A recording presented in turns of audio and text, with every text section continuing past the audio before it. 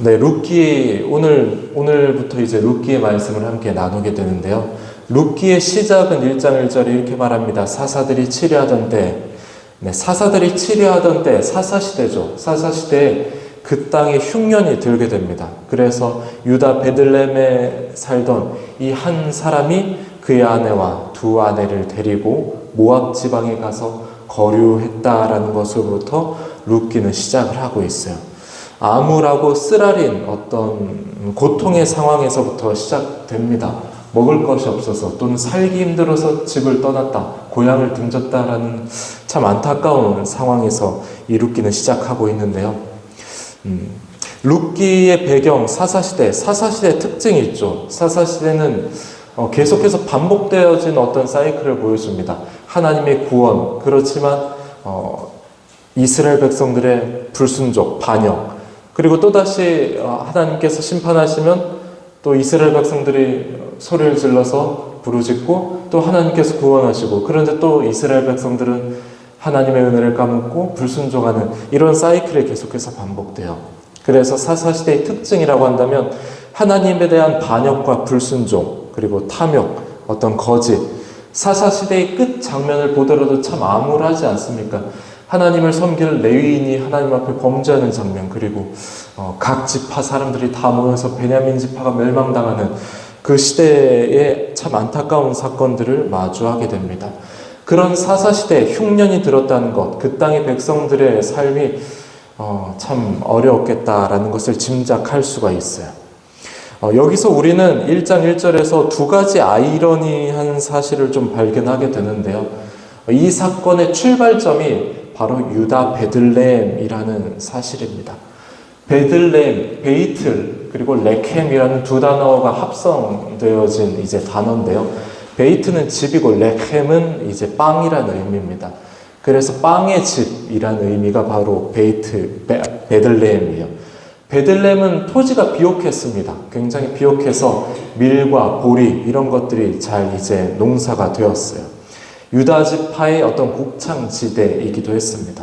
그러다 보니까 늘 빵이 넘쳐났다라고 해서 이제 베들레헴이라고 이제 불렸는데요. 그런데 1장 1절은 아이러니하게도 베들레헴에 흉년이 들었다, 즉 빵의 집에 빵이 없어졌다라는 것으로부터 시작하고 있어요. 이것이 바로 첫 번째 아이러니입니다. 또한 이들이 흉년으로 먹을 빵이 없게 되자 한 가족이 베들레헴에서 모압 땅으로 건너가게 되는데요. 문제는 그들이 건너간 땅이 다른 곳이 아니라 모압 땅이었다는 사실이에요. 우리가 아는 것처럼 모압 족속의 기원은 암몬 족속이랑 마찬가지로 이제 아브라함의 조카 롯이 그의 이제 딸들과는 근친 상관으로 인해서 생겨난 이제 족속입니다. 그리고 또한 이스라엘 백성들이 출애굽을 해서 가나안 땅으로 진군해서 나아갈 때 그들에게 길을 열지 않았어요. 이스라엘 백성들을 돕지 않았습니다.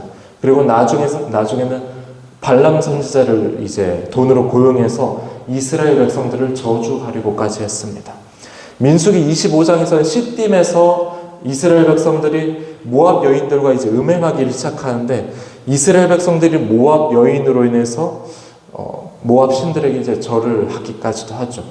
이러한 이유 때문에 신명기에서는 이스라엘의 총에 이제 모압인들은 절대 들어올 수 없다. 암몬 족속, 모압 족속은 절대 우리 이스라엘 공동체에 들어올 수 없다. 이렇게까지 이제 규정을 하고 있습니다. 그리고 사사기에서도 마찬가지로 모압 족속이 이스라엘을 침략하고 압제한 이야기도 등장을 하고 있어요.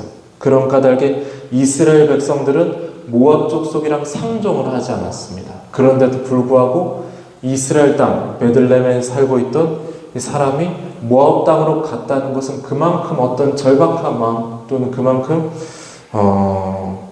영적으로 흐려질 그 시대상을 이제 보여주고 있어요. 그래서 엘리멜렉이 한 가족이 모압 땅으로 건너가게 됩니다. 1절에 쓰인 동사를 보면요, 거류하였다라고 하는데요, 이건 단순히 이제 잠깐 지낸다는 의미입니다. 계속해서 거기 살겠다, 이 작정하고 간 의미는 아니었어요. 잠깐만 기근 피하려고 갔는데 그것이 무려 이제 10년이나 지나버렸습니다. 그리고 거기서 모압 여인 둘을 며느리로 삼게 되죠. 우린 결과적으로 이제 모압 여인 중에서 이제 룻이라는 한 사람을 이제 대표적으로 이제 우리가 보기 때문에 긍정적으로 볼 수 있지만, 이 모압 여인들을 며느리로 삼았다는 것은 율법을 어기는 것과도 마찬가지입니다. 하나님의 백성으로서 적절한 모습은 아니었던 거죠. 그나마 이들이 이제 모압 땅에서 잘 살았으면 좋았으련만, 그 모압 땅에서조차도 이 엘리멜렉의 가정은 평안을 누리지 못합니다. 엘리멜렉도 죽고 두 아들도 죽고, 그리고 이제 두 아들들에게는 이제 자식들이 없어서 이 대가 끊기게 되었어요. 그리고 오늘 1장 6절, 1장 6절에 이렇게 말합니다. 그 여인이 모압 지방에서, 그 여인은 이제 나오미를 말합니다. 모압 지방에서 여호와께서 자기 백성들을 돌보사 그들에게 양식을 주셨다 함을 듣고, 나오미가 하나님께서 자신의 백성, 이스라엘 백성들에게 양식을 주셨다, 즉 흉년이 끝났다, 풍년이 들었다라는 이 말을 듣게 됩니다. 그래서 나오미가 모압 지방을 떠나서 베들레헴으로 돌아가려고 작정을 하게 되죠. 그런데 나오미는 길을 가던 중에 두 며느리에게 이제 더 이상 따라오지 마라, 너희가 모압 지방에서 다시금 새로운 가정을 꾸려라, 친정으로 돌아가라, 이렇게 말을 하고 있어요. 두 며느리에게 해줄 것이 없었기 때문이기도 하죠.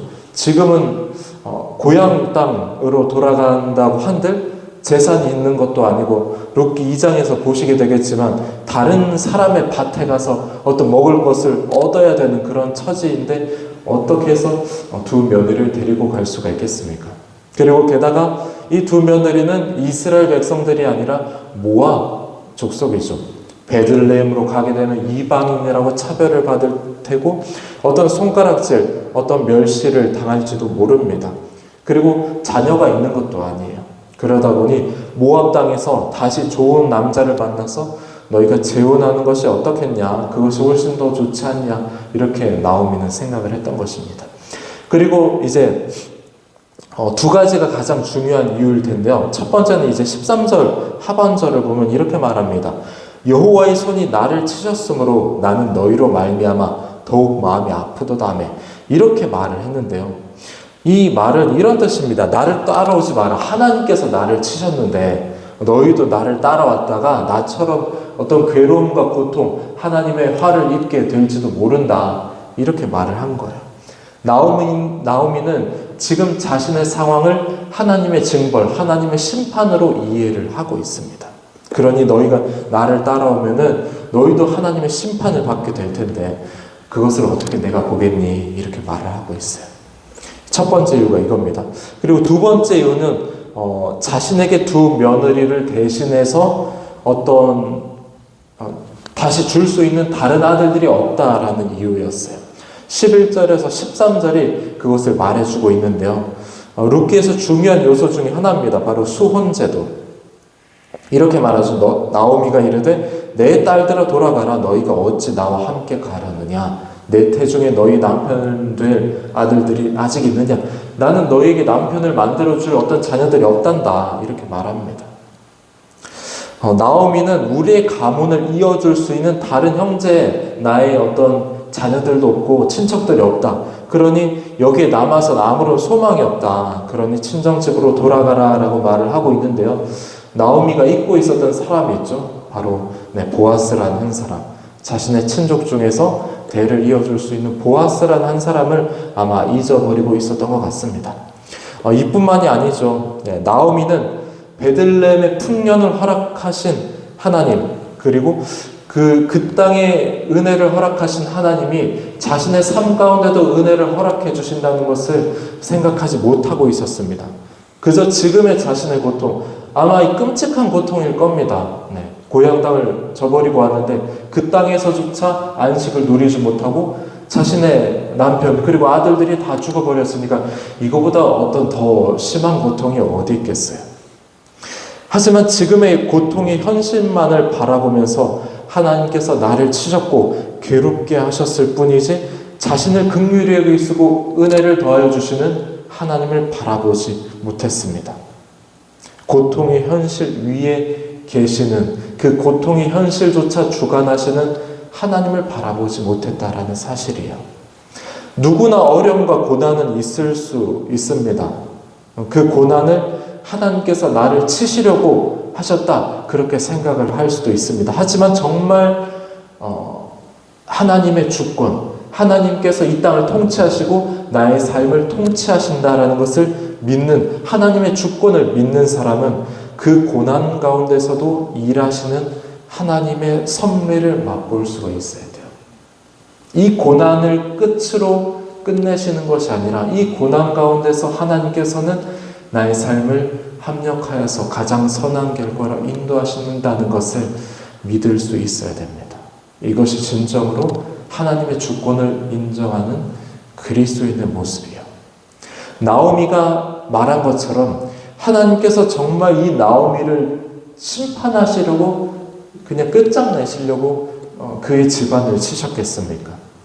물론 그들의 행동은 분명 자신의 소견에 옳은 대로 행하였기 때문에 오는 어떤 쓰디쓴 대가였을 것입니다.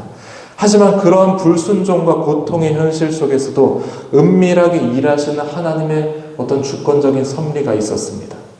결국에는 이 룻을 통해서 하나님께서는 이 룻을 통해서 다윗 왕 그리고 그리스도의 계보까지 이어나가지 않습니까? 하나님의 놀라우신 섭리 가운데 이 가정도 있었다라는 거예요. 하지만 그 섭리하심, 그 주관하심을 나오미는 보지 못했기 때문에 자신을 말하라, 막 불러달라고 하면서 자신의 삶을 슬픔과 고통이라고 이제 표현을 하였습니다. 우리의 모든 것이 하나님의 주권 아래 있다는 것을 믿는다면, 그래서 하나님의 선하시고 인자하시고 그런 하나님의 주관하시는 그 섭리를 볼 수 있는 영적 시야가 있다면은 우리의 삶에서 어려움과 또는 감당할 수 없는 그런 현실을 마주하게 된다 할지라도 하나님 아버지를 믿을 수가 있을 겁니다. 하나님께서 이 고통 가운데서도 나에게 하시는 말씀이 있을 것이다. 하나님께서는 이 고통 너머에 놀라운 일하심을 준비해 놓고 계실 것이다. 이것을 말이죠. 그래서 모든 상황을 나에게 처하는 어떤 나쁜 현실들을 마주하게 된다 할지라도 하나님께 책임을 돌리기보다는 하나님의 선하시고 또 주관하시는 그 섭리하심을 바라보면서 다 이해되는 것은 아니다 할지라도, 다 이해는 안 되지만 하나님을 믿고 신뢰하면서 인내함 그리고 감사함 가운데 우리가 소망 가운데 우리의 믿음의 한 걸음 한 걸음을 내디딜 수 있는 우리 모든 청함의 성도님들이 되시길 원합니다. 나오미가 아니라 우리는 하나님의 인자하심과 선하심과 우리의 삶을 인도하심을 믿고 구할 수 있는 우리 성도님들이 되었으면 좋겠습니다.